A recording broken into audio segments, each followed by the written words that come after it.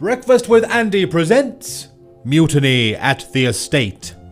In the last episode, Marguerite and Jeremy, the two head servants at Thistlewood Estate, orchestrated a coup, overthrowing the heads of the household, Reginald and Beatrice Goldstone.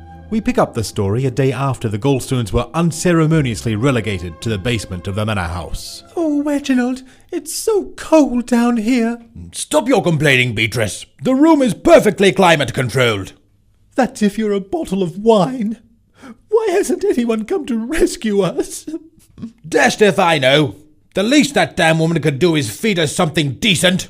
These leftover chipolatas are beginning to repeat on me. Not to mention the other side effect. I really can't bear this, Reginald.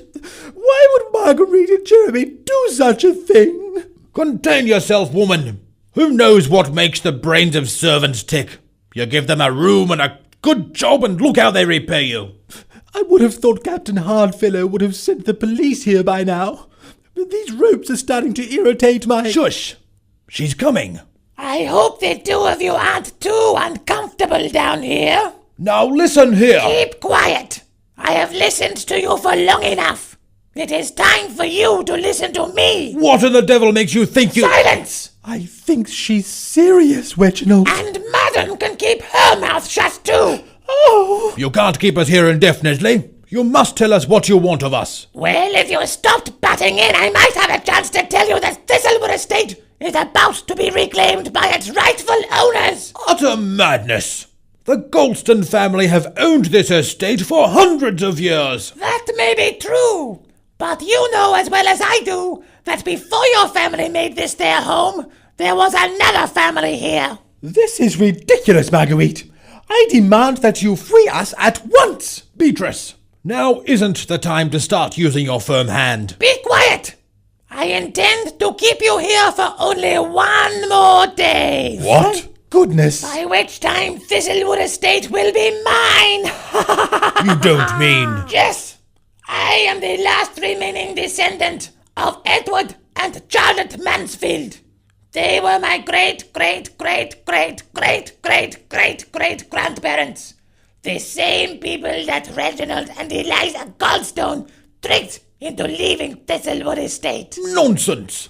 How dare you imply that my great-great-great-great-great-great-great-great-grandparents would do such a thing? You know as well as I do what happened between our great-great-great-great-great-great-great-great-grandparents. Your great-great-great-great-great-great-great-great-grandfather cheated in the last hand of poker he was playing with my great-great-great-great-great-great-great-great-grandfather and won this property under false pretenses. Without a penny, my great-great-great-great-great-great-great-great-grandparents moved to Spain with great shame and rebuilt their lives. And it is only now, after working my fingers to the bone to save enough money by working for you, that I have hired a team of lawyers to take back what is rightfully mine. That's ridiculous. My great-great-great-great-great-great-great-great-grandfather won that game with a hand of 3 kings. Your great-great-great-great-great-great-great-great-grandfather only had 2 queens. Yes, but there were 2 other players that day. Belvedere and Constance Hardfellow. They passed their hands in. When the servants cleared the room after the game, they discovered that the Hardfellows had a king each in their hand. They wrote to my great-great-great-great-great-great-great-great-grandfather, but it was too late. And now that I have a son and a daughter of my own, I promised that I would claim for them what is rightfully theirs. The deeds of the estate will be delivered to me tomorrow morning. This is preposterous. Maybe, but you are homeless now, Mr. Goldstone. Oh, no! Please, Marguerite. Surely there must be something we can do This is not up for negotiation, Mrs. Goldstone. Well, the least you could do is undo these ropes. We're locked in down here. There's no possible way we could escape. Yes. Okay, I will do that one thing for you. And get us something other than these damned chipolatas to eat. You will eat what I bring you and be grateful. You are now my guest, not my master. Will Marguerite get away with stealing back the land that was stolen from her family all those hundreds of years back?